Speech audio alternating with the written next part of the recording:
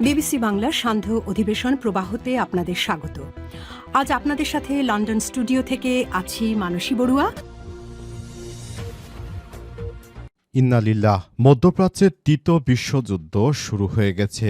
সেখানে ইহুদিবাদী ইসরায়েলিদের কোনোভাবেই ছাড় দিচ্ছে না আয়াতুল্লাহ খামেনির আইআরজিসি, ইরানের বিপ্লবী গার্ড বাহিনী। অবস্থায় ইহুদিবাদী ইসরায়েল এবং মার্কিন যুক্তরাষ্ট্র তারা যেভাবে ইরানে হামলা চালিয়ে সবকিছু সহজভাবে করতে চেয়েছিল, কিন্তু প্রকৃতপক্ষে সেটি আর করতে পারছে না। পবিত্র কোরআনে আল্লাহ পাক জানিয়েছেন যে তোমরা কি ইহুদি এবং খ্রিস্টানদের ভয় পাও, অথচ যদি তোমরা মোমেন হও তাহলে তোমাদের উচিত আল্লাহ তাআলাকে বেশি ভয় করা। পবিত্র কোরআন শরীফের কথা অনুযায়ী আয়াতুল্লাহ আলী খামেনি তিনি ইহুদিবাদী ইসরায়েল ও যুক্তরাষ্ট্রের বিরুদ্ধে যুদ্ধ চালিয়ে গেছেন, কিন্তু মুসলিম বিশ্বের যেসব রাষ্ট্রগুলো যারা ইহুদি খ্রিস্টানদের ভয় পায়, তারা মধ্যপ্রাচ্যের যেসব আরব আমিরাতে রাষ্ট্র রয়েছে তারাই ভয় পায় এই ইহুদিবাদী ইসরায়েল ও যুক্তরাষ্ট্রকে। জন্য এরা এদেরকেই বন্ধু হিসেবে বেছে নিয়েছে। অথচ পবিত্র কোরআন শরীফে আছে, হে মুমিনেরা, তোমরা কাফের মুশরিক ও ইহুদিদের বন্ধু হিসেবে গ্রহণ করো না।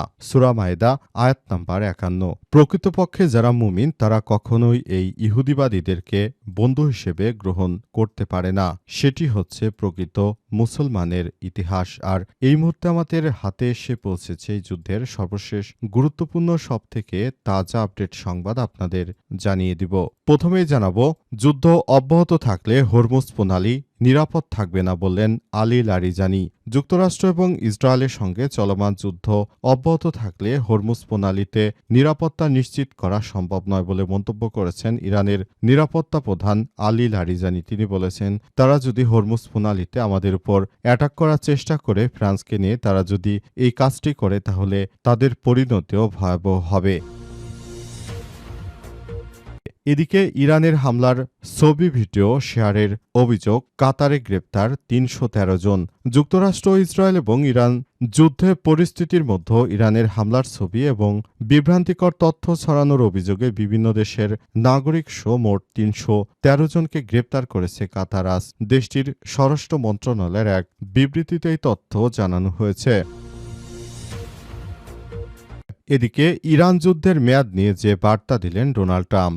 যুক্তরাষ্ট্রের প্রেসিডেন্ট ডোনাল্ড ট্রাম্প বলেছেন, যুক্তরাষ্ট্র এবং ইসরায়েলের যৌথ সিদ্ধান্তের উপর এই যুদ্ধের ভবিষ্যৎ নির্ভর করছে। আজ টেলিফোনে মার্কিন সংবাদ মাধ্যম সিএনএনকে সাক্ষাৎকার দেন ডোনাল্ড ট্রাম্প। যুদ্ধ কতদিন চলবে এমন প্রশ্নের সাক্ষাৎকারে ট্রাম্প বলেছেন, আমার মনে হয় এটা ইসরায়েলের সঙ্গে আলোচনা করে বলতে পারব, তবে যুক্তরাষ্ট্র যুদ্ধ থামিয়ে দিতে চায়।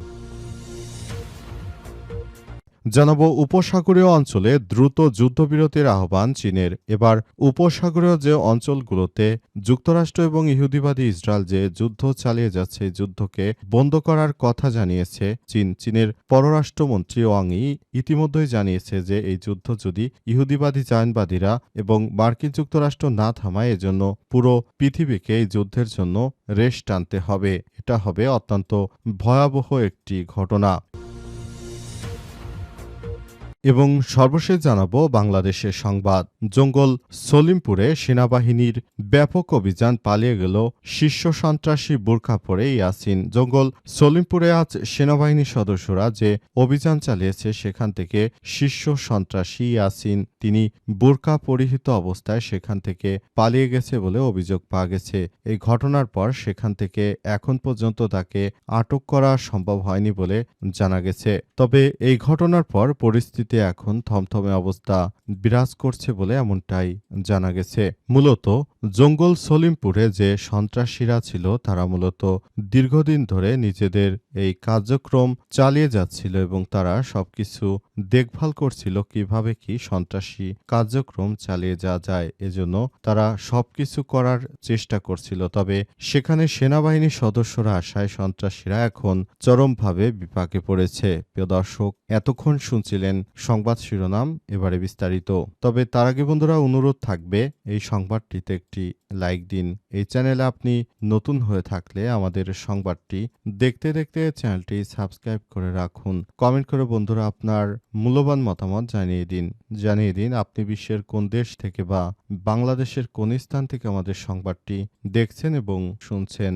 আর বন্ধুরা সংবাদটি আপনার সোশ্যাল মিডিয়া ফেসবুকে শেয়ার করে বন্ধুদেরও দেখার সুযোগ করে দিন।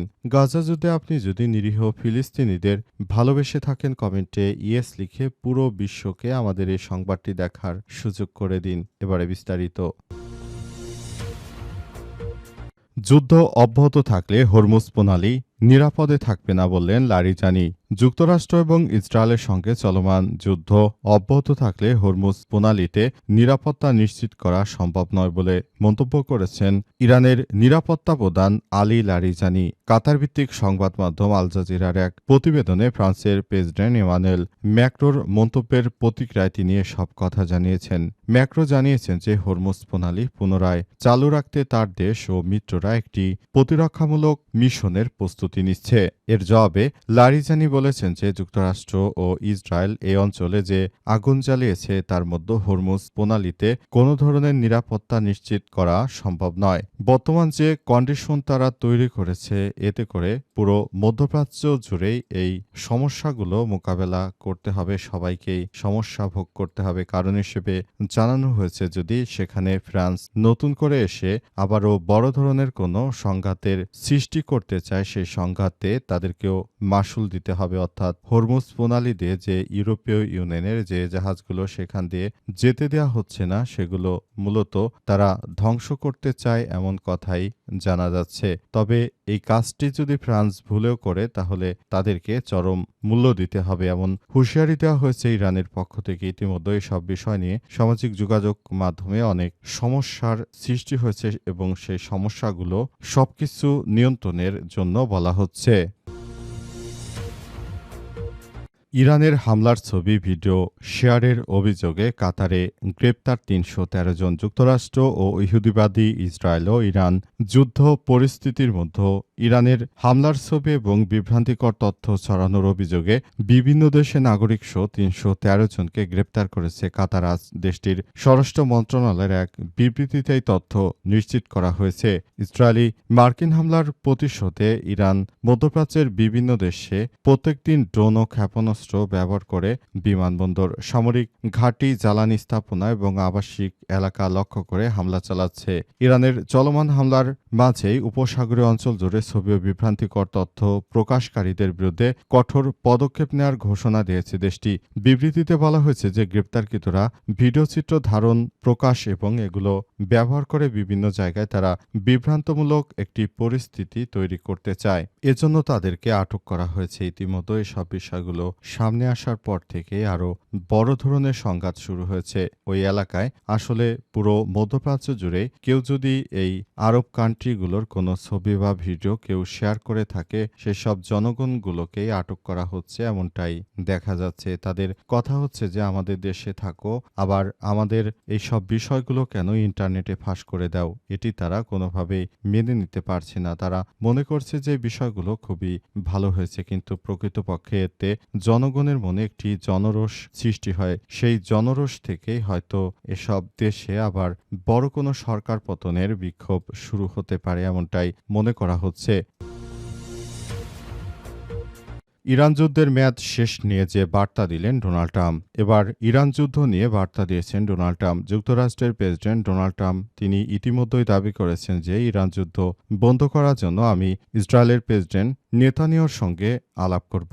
নেতানিয়াহুর সঙ্গে আলাপ করে মূলত এই যুদ্ধ তারা বন্ধ করার ব্যাপারে যথাযথ কার্যকর ভূমিকা নেবে এমনটাই মনে করা হচ্ছে। কারণ হিসেবে বলা হচ্ছে যে এই যুদ্ধ মূলত মার্কিন যুক্তরাষ্ট্র নয় বরং ইহুদিবাদী ইসরায়েলই শুরু করেছিল। সুতরাং সুতরাং এই যুদ্ধ এখন সেখান থেকে থামানোর জন্য সবাইকে আরও বেশি সতর্কতামূলক কার্যক্রমের মধ্য দিয়ে যেতে হবে এমনটাই মনে করা হচ্ছে। কেউ যদি মনে করে যে এই কার্যক্রমগুলো আসলে যথাযথভাবে ঠিকমতো কাজ করা যাচ্ছে না, তাহলে সেটি এখন থেকেই সবাইকে সব বিষয়গুলো নিয়ে কাজ করতে হবে। ইতিমধ্যেই এই কার্যক্রমগুলো চালিয়ে যাওয়ার মধ্য দিয়ে আরও বড় ধরনের যে সমস্যার সৃষ্টি হচ্ছে, সেই সমস্যাগুলো মোকাবেলা করার জন্য এই মুহূর্তে সবাইকেই কাজ করতে হবে। মার্কিন যুক্তরাষ্ট্র ইরানে হামলা চালিয়ে তারা নিজেরা বুঝতে পেরেছে যে আমরা কত বড় ভুল করেছি, আর এই দেশে হামলা করা যাবে না। তাই তারা এই হামলা থেকে যতটা দ্রুত সম্ভব সেখান থেকে আসলে সরে যাওয়ার চেষ্টা করছে এবং তারা একরকম সাগরে নিজেদের